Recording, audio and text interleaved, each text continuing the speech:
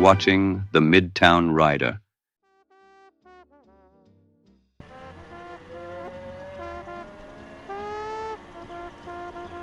In the heart of the American South lies a 22-mile ribbon of steel and stone that tells the most improbable of tales.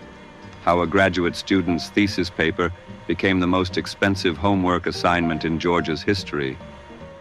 This is the Atlanta Beltline, where abandoned railroad tracks have been transformed into the sort of amenity that makes property values soar faster than Mayor Dickens reversing his position on the East Side Rail project during re-election.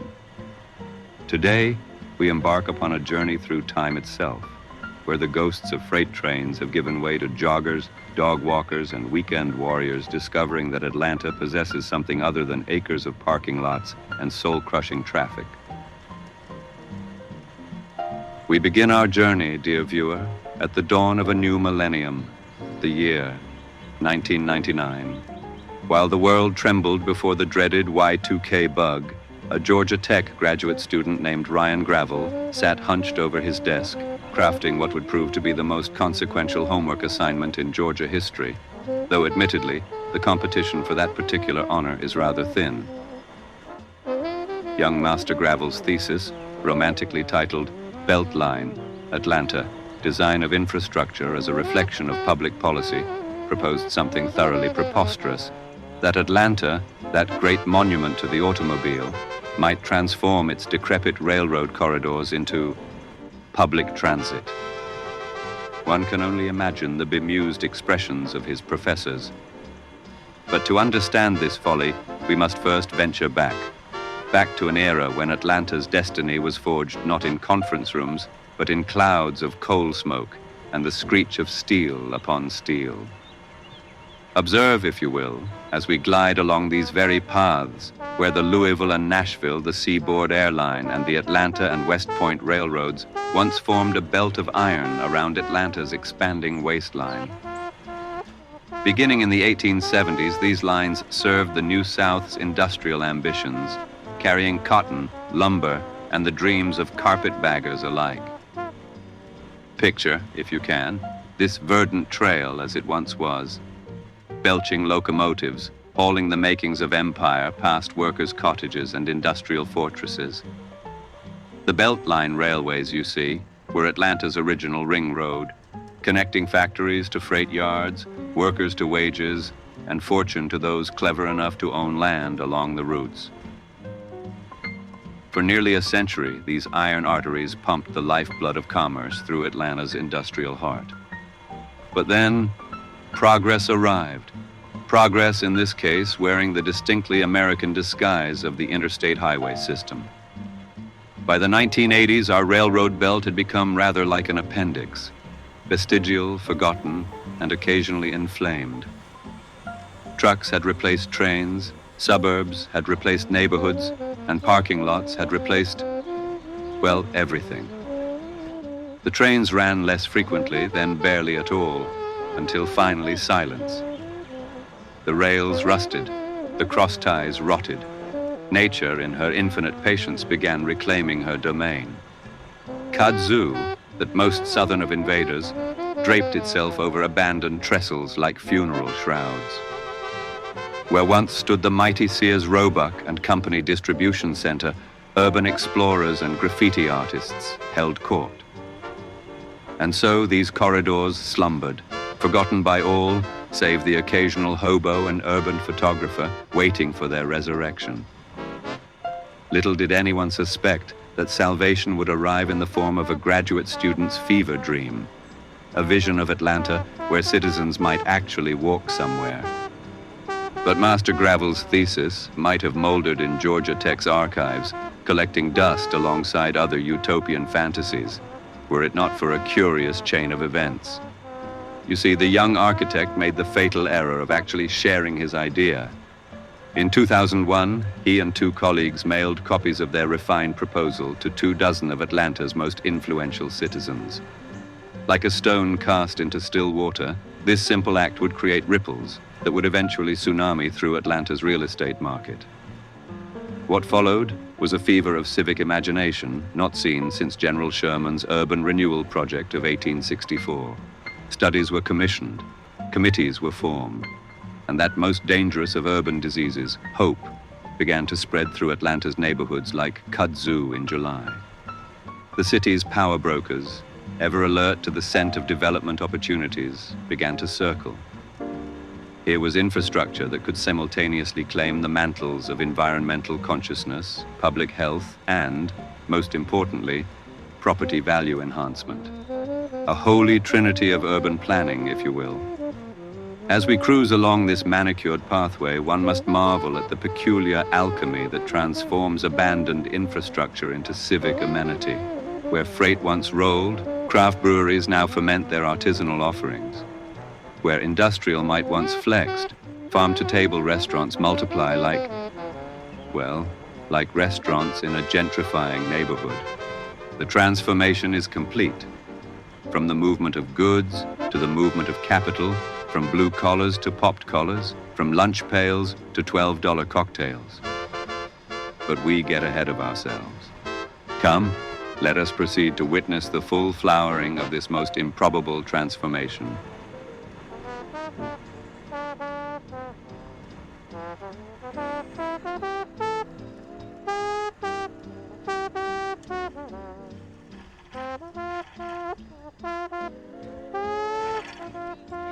Behold, dear viewer, the East Side Trail in all its mixed-use magnificence. Here, Atlanta has achieved something rather remarkable, convincing Americans to abandon their automobiles, if only temporarily, in favor of their own feet. A minor miracle in a city where sidewalks were once considered a communist plot. Observe the fascinating ecosystem that has emerged along our pathway. Restaurants and shops open directly onto the trail, their patios extending like welcoming arms. The Shake Shack, that temple of elevated fast food, serves burgers to cyclists who've burned precisely enough calories to justify the indulgence. It's the circle of life, Atlanta style. What we witness here is density done right, or at least done enthusiastically. Where once stood single-story warehouses surrounded by seas of asphalt, now rise buildings that house hundreds, where dozens once worked. It's vertical growth, that most un-Atlanta of concepts, finally taking root in red clay. Of course, with density comes certain adjustments. The residents of these new developments have discovered what Manhattanites have known for centuries. When you live in close quarters, you'd better learn to like your neighbors, or at least their taste in music at 2 a.m. The parade of humanity along this trail tells the story of Atlanta's transformation. Joggers dodging strollers, tourists on rental scooters terrorizing pedestrians, dogs of every conceivable breed and designer crossbreed. It's democracy in motion, albeit one that requires a good deal of defensive maneuvering. But let us give credit where due. This trail has accomplished what generations of urban planners could only dream of, making walking in Atlanta not just possible, but pleasurable, even fashionable. One spots lycra-clad executives conducting business calls while power walking, as if the Beltline were their personal conference room. And yet, imagine, if you will, how this scene might be transformed. Picture sleek trams gliding silently along rails, woven into these very grassy shoulders we see before us. The original vision, Ryan Gravel's billion-dollar homework assignment, called for light rail to accompany these trails. Transit that would connect this booming corridor to the rest of the city. But alas, our current mayor, in a feat of political gymnastics worthy of Olympic gold, executed a perfect reversal on the East Side Rail project.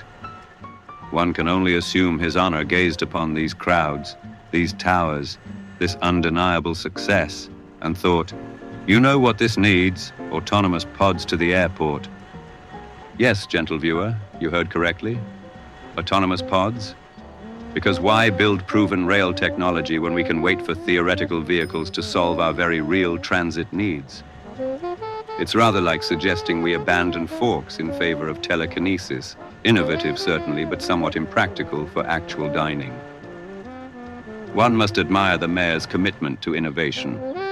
Why use trains, which have only been successfully moving people for 2 centuries, when we can pin our hopes on pods that exist primarily in PowerPoint presentations?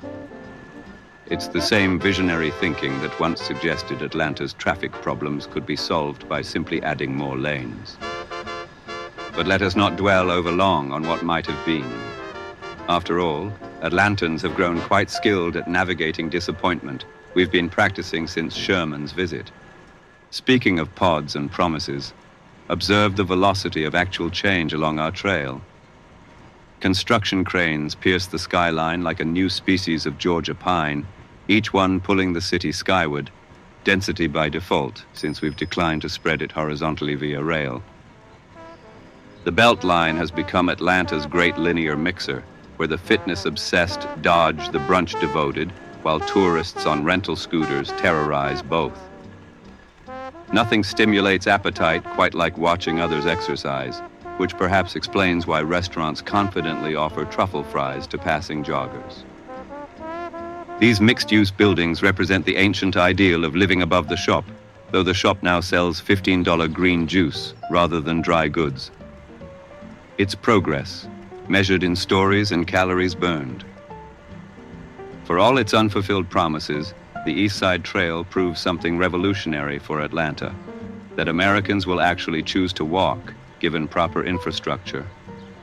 That density and desirability need not be mutually exclusive. That a city built for cars can learn new tricks, even if it refuses to learn old ones about trains.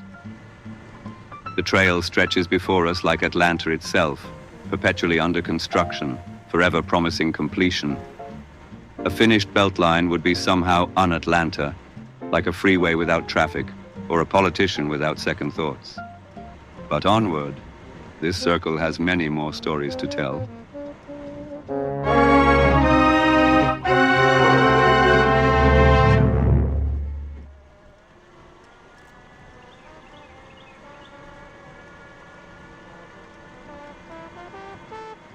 And now, gentle viewer, we explore the Northeast Trail, that section which opened to great fanfare in November of 2023, representing Atlanta's continuing expansion of its circular ambitions.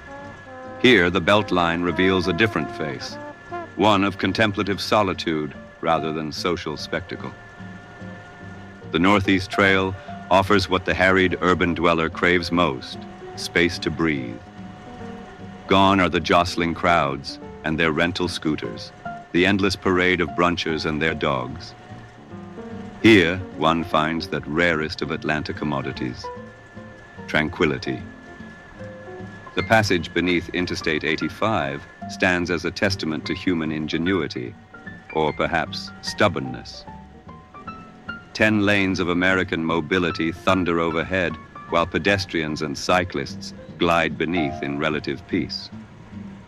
It's rather like discovering a secret passage in one's own house, if one's house happened to be a major metropolitan area. This underpass represents a negotiation between eras, the highway imperiously demanding "you shall not pass," while the trail politely responds, "Actually, we'll just duck under, thanks very much." Engineering as diplomacy, one might say. The Northeast Trail serves those who view exercise not as performance, but as meditation. Here, the serious cyclist can achieve velocity without endangering tourists. The contemplative walker can actually contemplate.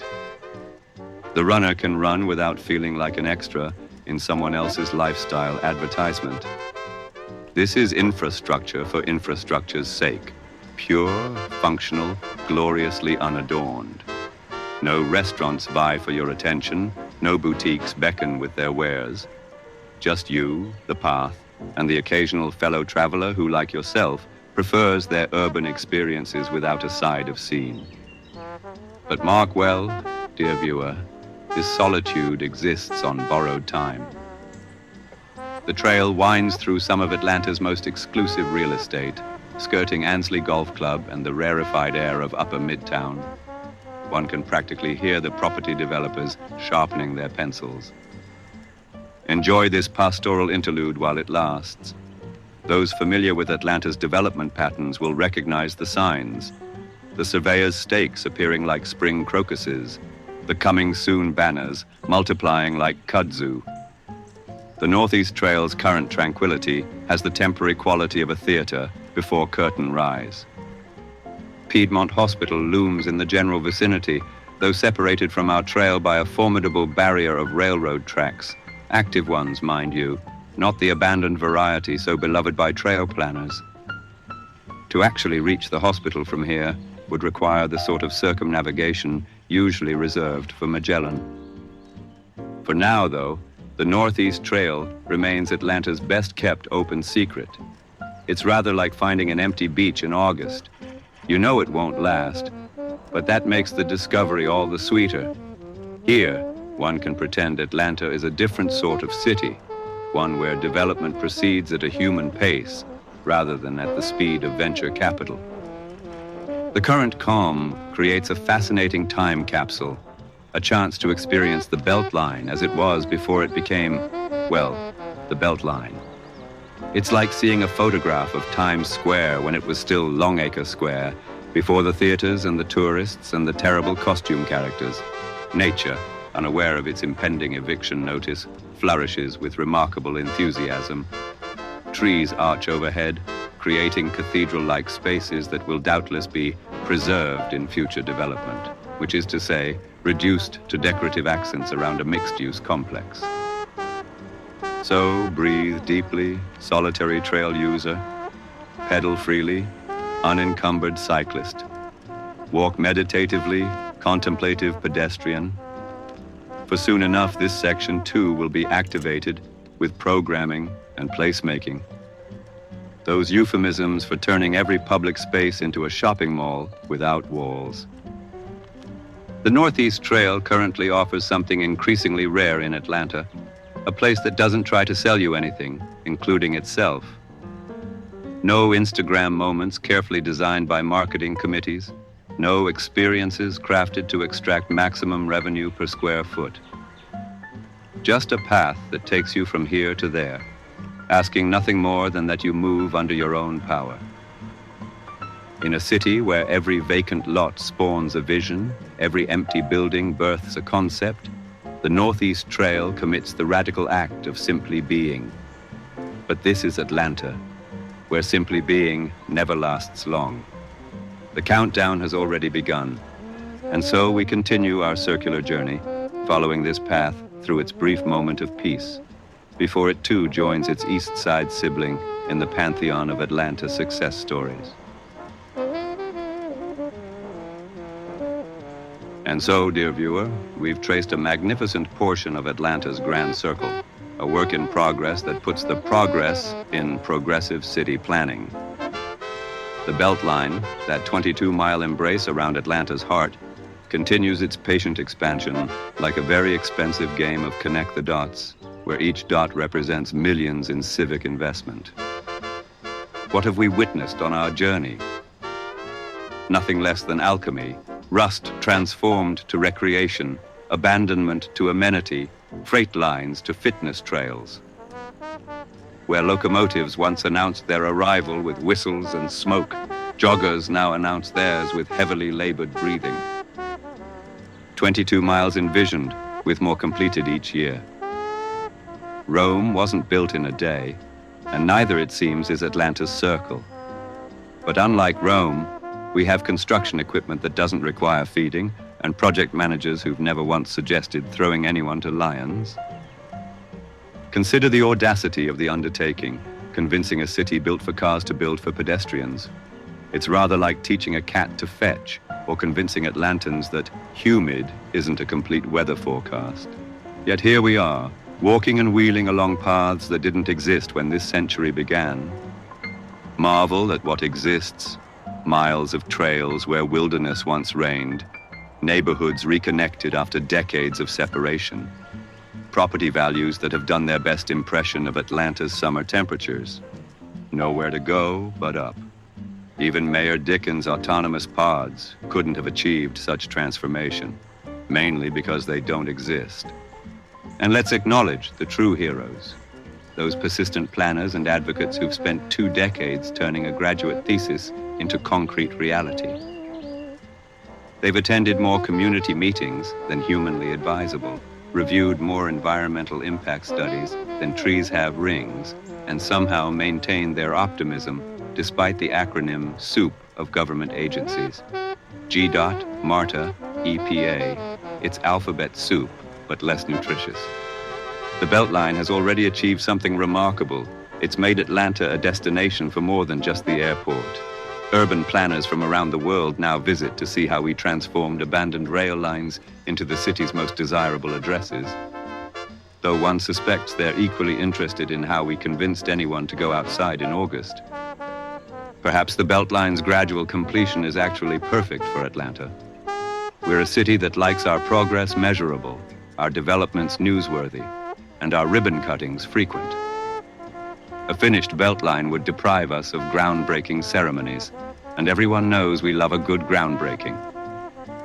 So yes, the circle isn't yet complete. The light rail remains in the realm of when rather than if.